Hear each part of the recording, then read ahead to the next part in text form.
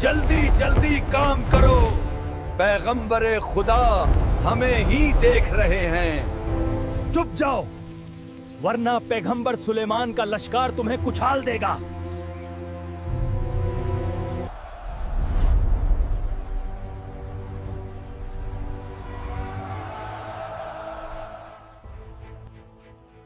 بسم اللہ الرحمن الرحیم۔ محترم ناظرین، السلام علیکم۔ آج کی ویڈیو میں ہم پیغمبر خدا حضرت سلیمان علیہ السلام کی بے مثال اور وسیع و عریض سلطنت کے بارے میں آپ کو بتائیں گے۔ حضرت سلیمان علیہ السلام پیغمبر خدا حضرت داؤد علیہ السلام کے بیٹے تھے۔ حضرت سلیمان علیہ السلام ان پیغمبروں میں سے ایک تھے جنہیں مقام نبوت کے علاوہ ایک وسیع و عریض اور بے مثال حکومت ملی۔ آپ کا اسم گرامی قرآن میں 17 بار آیا ہے۔ آپ کا سلسلہ نسب 11 واسطوں سے حضرت یعقوب علیہ السلام تک پہنچتا ہے۔ وہ بنی اسرائیل کے عظیم المرتبت پیغمبروں میں سے ہیں۔ جناب سلیمان علیہ السلام ایک وسیع و عریض حکومت کے مالک تھے۔ جنوں، انس، پرندے، چرندے اور ہوا سب کچھ ان کے تابع فرمان تھا، اور ان کی حکمرانی پورے خطۂ ارضی پر تھی۔ خداوند متعال آپ علیہ السلام کی تعریف میں یوں فرماتا ہے، اور ہم نے داؤد کو سلیمان جیسا فرزند عطا کیا جو بہترین بندہ اور ہماری طرف رجوع کرنے والا تھا۔ امام جعفر صادق علیہ السلام فرماتے ہیں، 4 افراد ایسے ہیں جنہوں نے پوری دنیا پر حکمرانی کی، ان میں سے 2 مومن اور 2 کافر ہیں۔ مومنین میں سے حضرت سلیمان علیہ السلام اور جناب ذوالقرنین تھے، اور کافروں سے بخت نصر اور نمرود۔ قرآن حضرت سلیمان علیہ السلام کی عظمت و بزرگی اور ان کے وسیع امکانات کے بارے میں یوں فرماتا ہے، ہم نے سلیمان کے لیے ہواؤں کو مسخر کر دیا کہ ان کی صبح کی رفتار 1 ماہ کی مسافت تھی، اور شام کی رفتار بھی 1 ماہ کے برابر تھی، اور ہم نے ان کے لیے تانبے کا چشمہ جاری کر دیا، اور جنات میں ایسے افراد بنا دیے جو اپنے اللہ کی اجازت سے ان کے سامنے کام کرتے تھے، اور جس نے ہمارے حکم سے انحراف کیا ہم اسے آتش جہنم کا مزہ چکھائیں گے۔ یہ جنات سلیمان کے لیے جو وہ چاہتے تھے بنا دیتے تھے، جیسے محرابیں، تصویریں اور حوضوں کے برابر پیالے اور بڑی بڑی زمین میں گڑی ہوئی دیگیں۔ آل داؤد، شکر ادا کرو، اور ہمارے بندوں میں شکر گزار بندے بہت کم ہیں۔ ہاں، اللہ تعالیٰ نے حضرت سلیمان علیہ السلام کو بہت کچھ عطا کیا۔ ان کی سواری اس قدر تیز رفتار تھی کہ وہ تھوڑے سے وقت میں اپنے پورے وسیع و عریض ملک کی سیر کر سکتے تھے۔ انہیں بہت مقدار میں معدنیات عطا کیں، اور ان معدنیات کو ڈھال کر مختلف چیزیں بنانے کے لیے بہت زیادہ کارکن بھی دیے۔ انہوں نے اس کے ذریعے بہت بڑی بڑی عبادت گاہیں بنائیں، لوگوں کو خدائے واحد کی عبادت کی ترغیب دلائی۔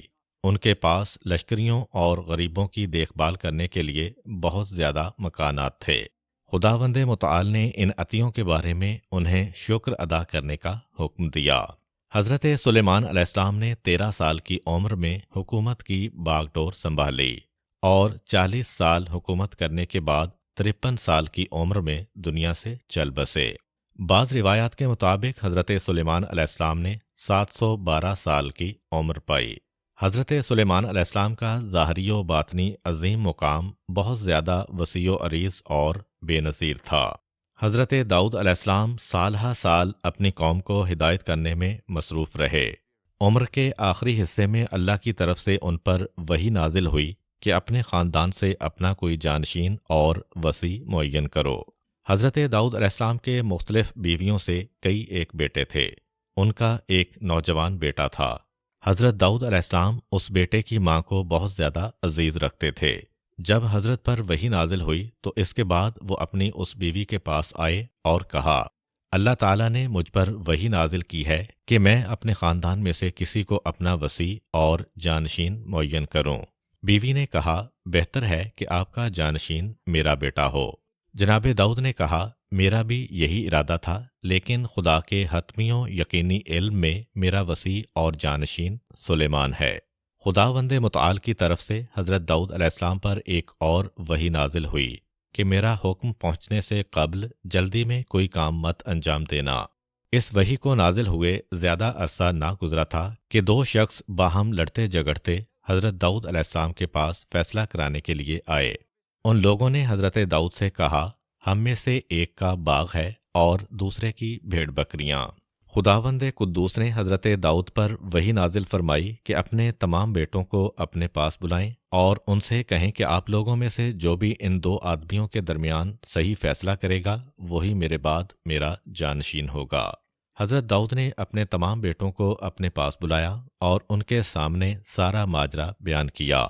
इसके बाद साहिब बाग और भेड़ बकरियों के मालिक ने अपने दरमियान पाया जाने वाला झगड़ा कुछ यूं बयान किया।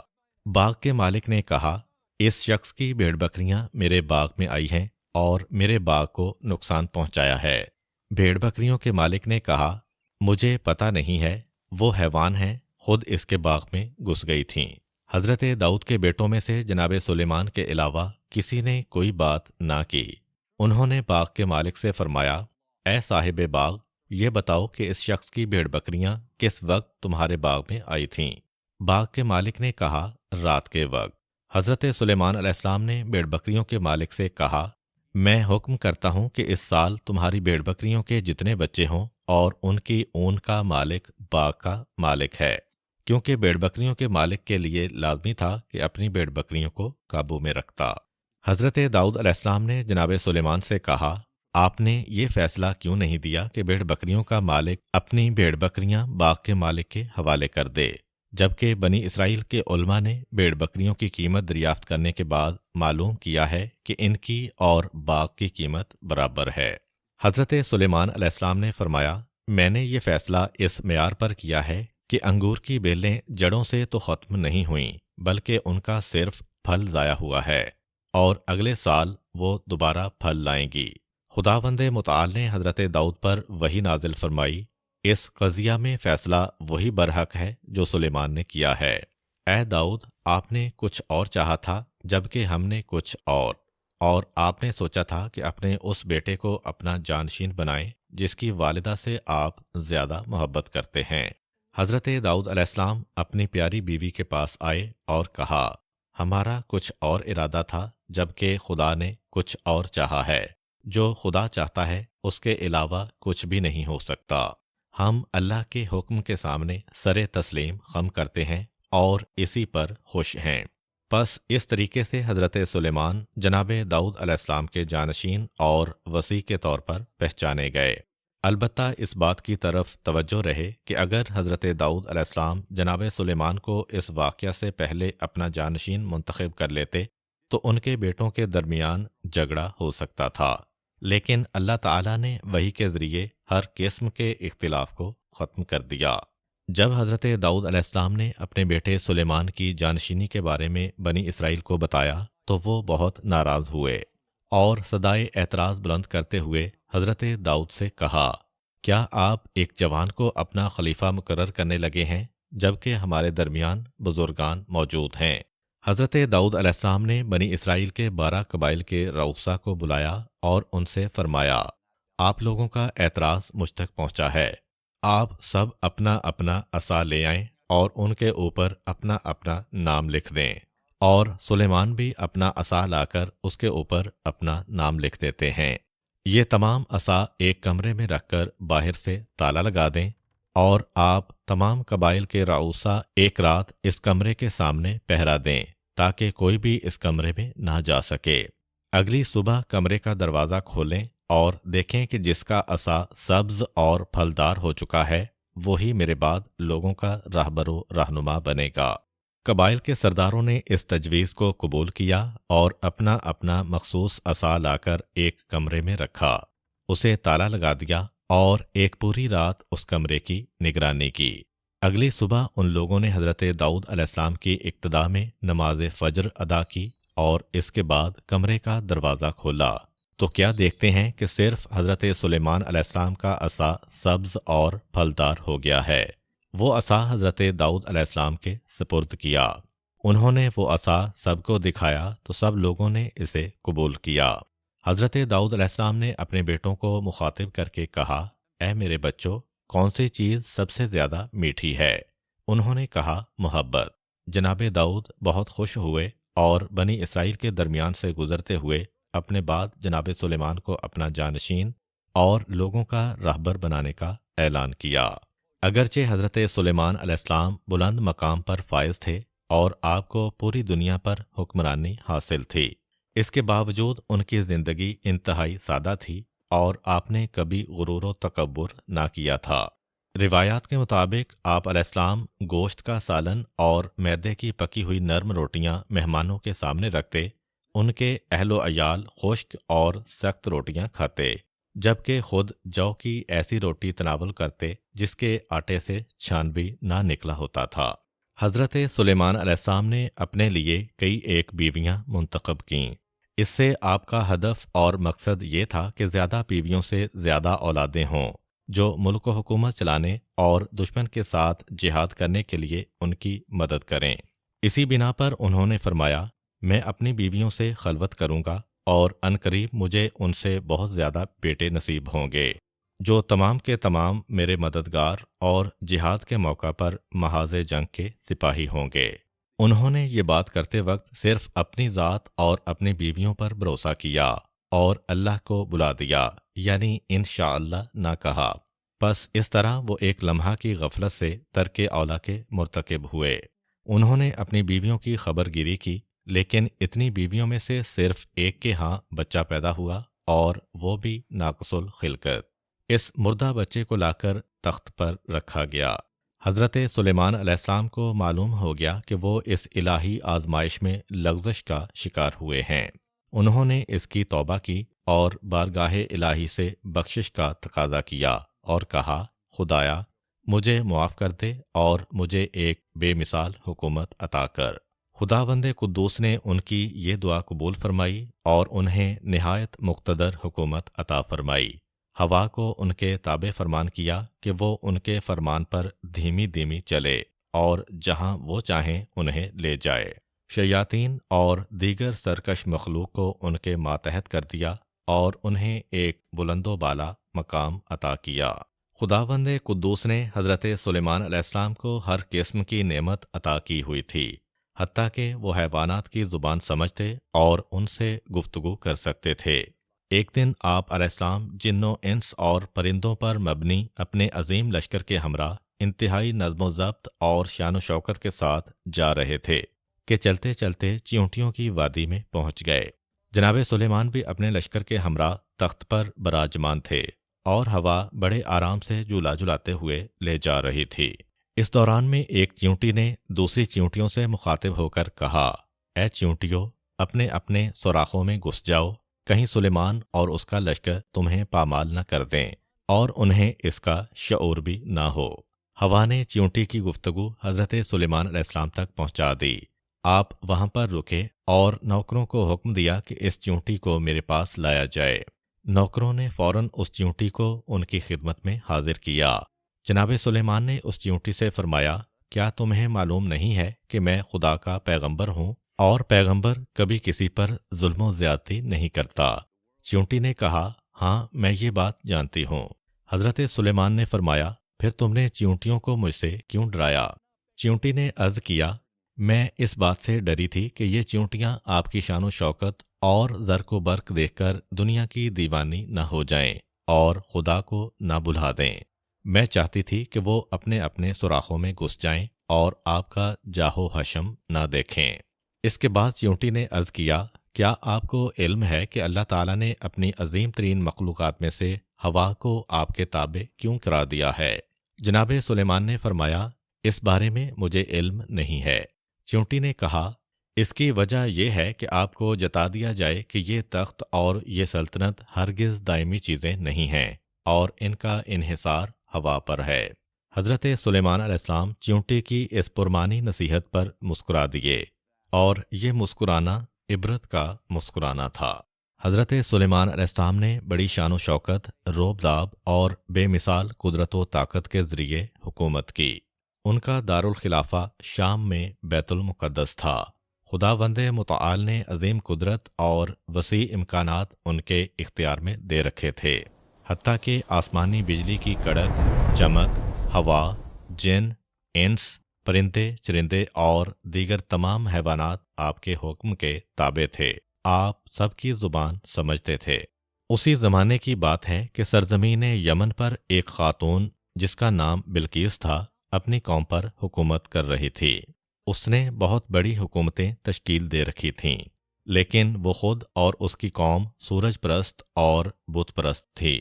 وہ لوگ خدا سے بہت دور تھے، انحراف اور گناہ کے راستے پر چل رہے تھے۔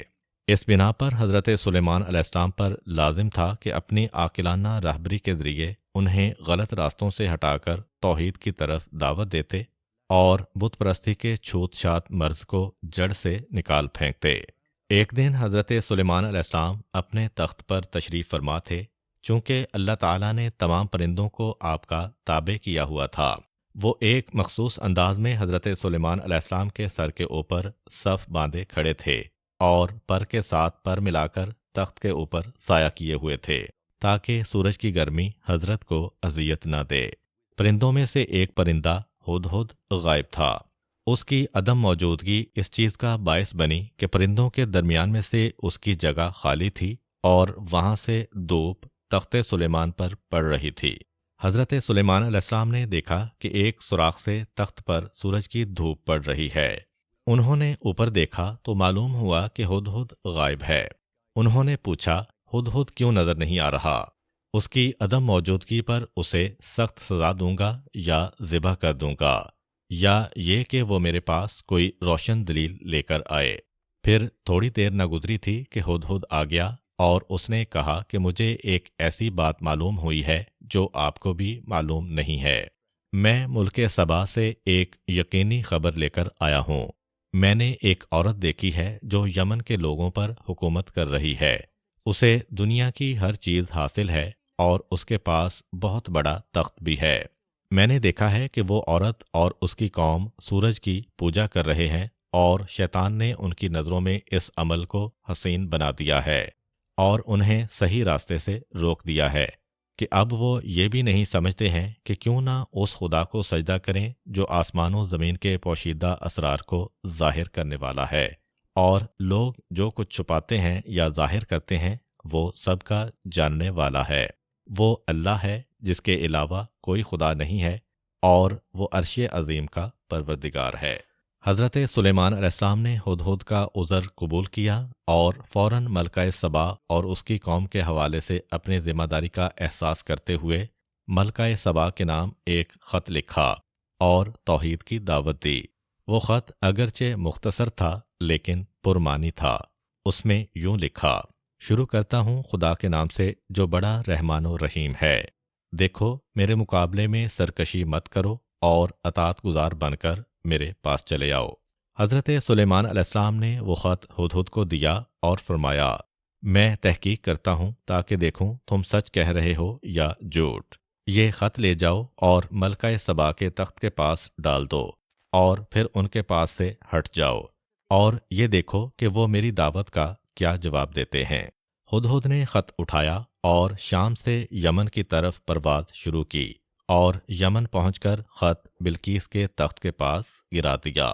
بلقیس نے اپنے تخت کے پاس ایک خط پایا۔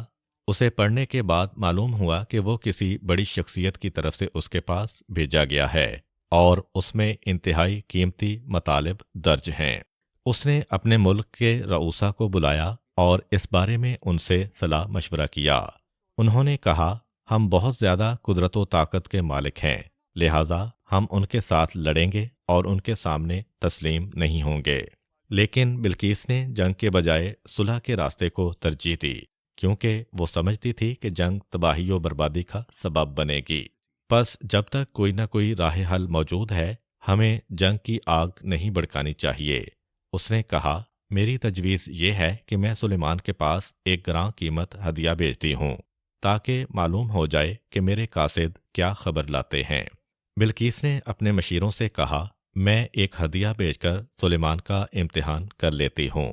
اگر وہ پیغمبر ہیں تو انہیں دنیا کے مال و منال سے کوئی دلچسپی نہیں ہوگی، لہٰذا وہ میرا ہدیہ قبول نہیں کریں گے، اور اگر کوئی بادشاہ ہوا تو میرا ہدیہ قبول کرے گا۔ اگر ہمیں معلوم ہو گیا کہ وہ پیغمبر ہیں تو پھر ہم ان کی قدرت و طاقت کا مقابلہ نہیں کر سکتے، لہٰذا اس صورت میں مجبور ہیں کہ حق کے سامنے تسلیم ہو جائیں۔ بلقیس نے ایک انتہائی گراں قیمت گوہر ایک مخصوص ڈبے میں رکھا اور اپنے قاصدوں سے کہا، یہ گوہر سلیمان کے پاس لے جا کر انہیں ہدیہ کر دیں۔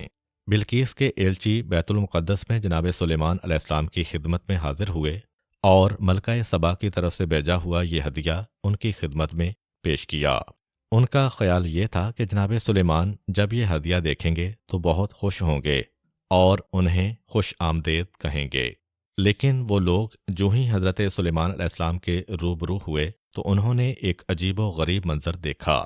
حضرت سلیمان نے ان لوگوں کا استقبال کرنے کے بجائے ان سے کہا، کیا تم لوگ اپنے مال و منال سے میری مدد کرنا چاہتے ہو، جبکہ دنیا کی ہر چیز میری نظروں میں ہیچ ہے، اور جو کچھ اللہ تعالیٰ نے مجھے عنایت فرمایا ہے وہ اس سے کہیں بہتر اور افضل ہے۔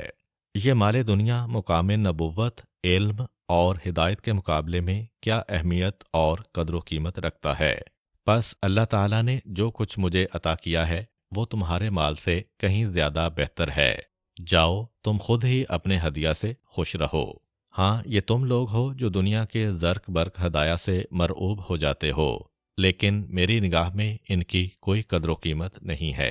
اس کے بعد جناب سلیمان علیہ السلام نے ملکہ سبا کے قاصدوں کو دو ٹوک الفاظ میں کہا، تم لوگ ملکہ سبا اور اپنے ملک کے سرداروں کی طرف واپس چلے جاؤ، لیکن یہ بات کان کھول کر سن لو، ہم عنقریب ایک بہت بڑے لشکر کے ہمراہ ان کے پاس آئیں گے کہ وہ اس کا مقابلہ نہیں کر سکیں گے، اور ہم انہیں یمن کی آباد سرزمین سے باہر نکال دیں گے، جبکہ وہ اس وقت انتہائی ذلیل و خوار ہو جائیں گے۔ ملکہ سبا کا قاصد اپنے ہمراہیوں سمیت یمن واپس پلٹ گیا اور اس نے حضرت سلیمان علیہ السلام کے بلند و بالا مقام، ان کی فوج کی قوت و طاقت اور ہدیہ قبول نہ کرنے کے بارے میں ملکہ سبا کو مکمل گزارش دی۔ بلقیس سمجھ گئی کہ حضرت سلیمان علیہ السلام کے فرمان، جو کہ حق اور توحید کا فرمان ہے، کے سامنے سر تسلیم خم ہونا پڑے گا، کیونکہ اپنی اور اپنی قوم کی سلامتی کے لیے اس کے علاوہ کوئی اور چارہ کار نہیں ہے کہ حضرت سلیمان علیہ السلام کے ساتھ ملحق ہو جائے۔ یہ ارادہ کرنے کے بعد بلقیس نے اپنی قوم کے اشراف کو ہمراہ لیا اور یمن سے شام کی جانب روانہ ہوئی تاکہ اس بارے میں قریب سے زیادہ تحقیق کرے۔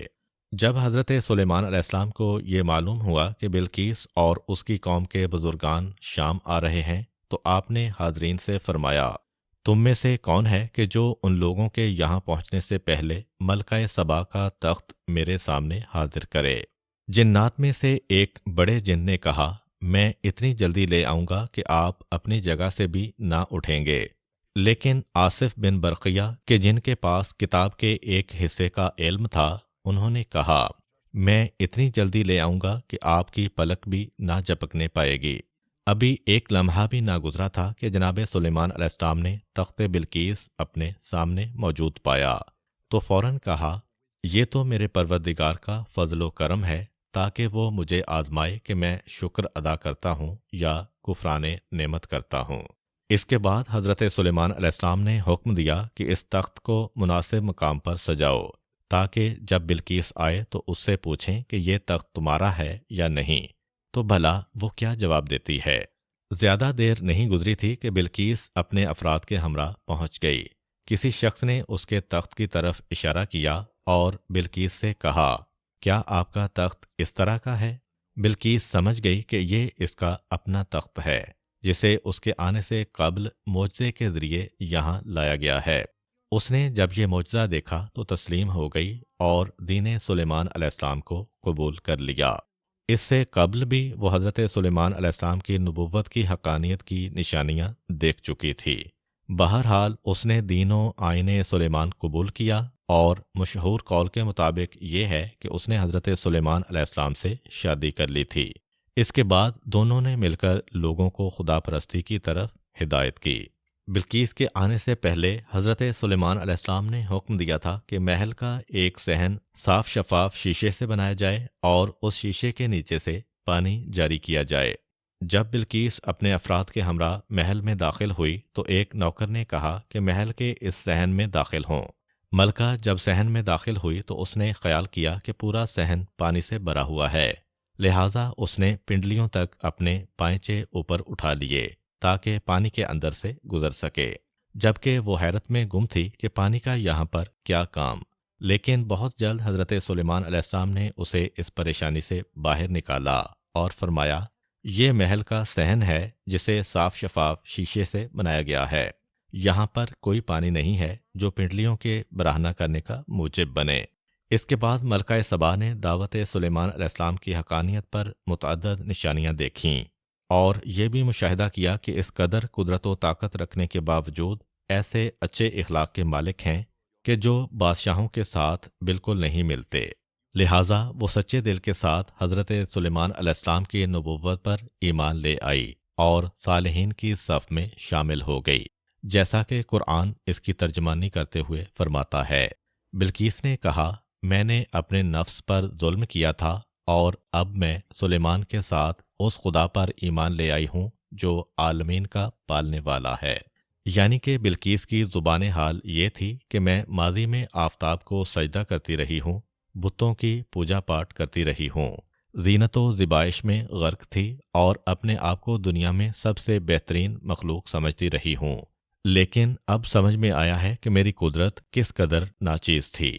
حقیقت یہ ہے کہ یہ دنیا کی زرق و برق روح انسان کو سیراب نہیں کرتی۔ خدایا، میں حضرت سلیمان علیہ السلام کے ہمراہ تیری بارگاہ میں آئی ہوں، میں اپنی گزشتہ زندگی پر پشیمان ہوں اور پیشانی نیاز تیری بارگاہ میں رکھتی ہوں۔ میں رہبر حق اور رہبر الہی کو قبول کر کے تیرے دربار میں حاضر ہوتی ہوں، کیونکہ تیری درگاہ میں الہی راہبر کو قبول کیے بغیر حاضر ہونا بے نتیجہ اور اندھے پن کا ثبوت ہے۔ خداوند متعال کی جانب سے ایک دن حضرت جبرائیل علیہ السلام جناب سلیمان علیہ السلام پر نازل ہوئے، پانی سے بھرا ایک برتن لائے اور کہا، یہ پانی آب حیات ہے، یعنی اگر آپ اس میں سے نوش کریں گے تو تا قیام قیامت زندہ رہیں گے۔ اللہ تعالیٰ نے اسے پینے میں آپ کو اختیار دیا ہے کہ پئیں یا نہ پئیں۔ حضرت سلیمان علیہ السلام نے اس بارے میں جن و انس اور دیگر حیوانوں سے مشورہ کیا، سب نے کہا آپ کو پی لینا چاہیے تاکہ قیامت تک زندہ رہیں۔ جناب سلیمان علیہ السلام نے اپنے ذہن میں سوچا کہ کیا کوئی ایسا حیوان رہ گیا ہے جس سے مشورہ نہ کیا ہو۔ خیال میں آیا کہ میں نے صاحی سے مشورہ نہیں کیا ہے۔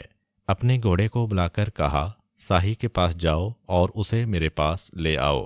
گھوڑا گیا، اس نے جناب سلیمان کا پیغام اسے دیا، لیکن صاحی اس گھوڑے کے ہمراہ نہ آیا۔ گھوڑا اکیلا واپس آیا اور ساری داستان حضرت سلیمان علیہ السلام کے گوش گزار کی۔ دوسری دفعہ جناب سلیمان نے ایک کتے کو صاحی کے پاس بھیجا۔ صاحی اس کتے کے ہمراہ جناب سلیمان علیہ السلام کی خدمت میں حاضر ہوا۔ حضرت سلیمان نے اس سے کہا، میں تم سے ایک مشورہ کرنا چاہتا ہوں، لیکن اس سے قبل یہ بتاؤ کہ تم گھوڑے کے ہمراہ کیوں نہیں آئے، جبکہ وہ انسانوں کے بعد ایک بہترین مخلوق ہے، لیکن جب کتا بھیجا جو ایک پست ترین مخلوق ہے اس کے ہمراہ آ گئے ہو۔ صاحی نے جواب میں کہا، گھوڑا اگرچہ ایک شریف حیوان ہے لیکن بے وفا ہے، لیکن کتا اگرچہ پست ترین مخلوق ہے لیکن وفادار ہے کہ اگر کوئی اسے روٹی کا ایک ٹکڑا ڈال دے تو وہ ہمیشہ کے لیے اس کا وفادار رہتا ہے، لہٰذا میں اسی لیے بے وفاؤں کے پیغام پر ان کے ہمراہ نہیں آیا، لیکن با وفا کے اشارے پر چلا آیا ہوں۔ حضرت سلیمان علیہ السلام نے اس سے کہا، جبرائیل میرے پاس آب حیات کا ایک جام لائے ہیں اور مجھے اس بات میں اختیار دیا ہے کہ اسے پی کر حیات ابدی پالوں یا اسے نہ پیوں اور معمول کے مطابق عمر پاؤں۔ اس بارے میں تمہاری کیا رائے ہے؟ صاحی نے کہا، کیا یہ آب حیات صرف آپ کے لیے مخصوص ہے یا آپ کی آل اولاد، دوست، رشتہ دار اور قریبی لوگ بھی پی سکتے ہیں؟ حضرت سلیمان علیہ السلام نے فرمایا، وہ صرف میرے لیے مخصوص ہے۔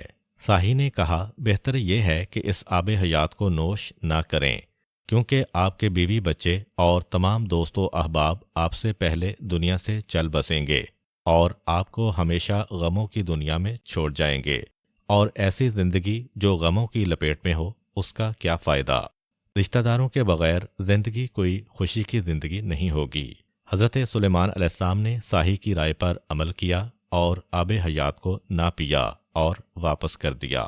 روایت میں ہے کہ حضرت سلیمان علیہ السلام بعض اوقات 1 سال یا 2 سال، 1 ماہ یا 2 ماہ تک مسجد بیت المقدس میں اعتکاف بیٹھتے، روزہ رکھتے اور شب و روز عبادت خدا میں مشغول رہتے۔ اپنی عمر کے آخری سال میں ہر روز صبح کے وقت مسجد کے صحن میں تازہ پھوٹی ہوئی گھاس کے پاس آتے، اس گھاس سے اس کا نام پوچھتے اور اس سے اس کے فائدے اور نقصان کے بارے میں سوال کرتے۔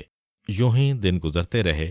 ایک روز صبح کے وقت ایک تازہ پھوٹی ہوئی گھاس کے قریب گئے اور اس سے پوچھا، تمہارا نام کیا ہے؟ اس نے جواب دیا، میرا نام خرنوب ہے۔ حضرت سلیمان علیہ السلام نے اس سے پوچھا، تمہیں کس لیے پیدا کیا گیا ہے؟ خرنوب نے کہا، ویران کرنے کے لیے۔ میں اپنی جڑوں کے ساتھ مکانوں کے نیچے جاتی ہوں اور انہیں خراب کر دیتی ہوں۔ حضرت سلیمان علیہ السلام سمجھ گئے کہ موت کا وقت قریب آ چکا ہے۔ انہوں نے خدا کی بارگاہ میں عرض کیا، خدایا میری موت جنات سے پوشیدہ رکھ تاکہ وہ مسجد کی عمارت کی تکمیل کر دیں اور انسان بھی سمجھ جائیں کہ جن بھی علم غیب نہیں رکھتے۔ چنانچہ ایک دن جب حضرت سلیمان علیہ السلام عصا پر ٹیک لگائے اپنے بلوری محل میں اکیلے کھڑے تھے اور اپنے ملک کے خوشنما مناظر اور عالیشان عمارتوں کو دیکھنے میں مشغول تھے، اس وقت انہیں اپنے محل میں ایک اجنبی شخص آتا دکھائی دیا۔ آپ نے اس سے پوچھا، تم کون ہو اور میری اجازت کے بغیر اس محل میں کیوں داخل ہوئے ہو؟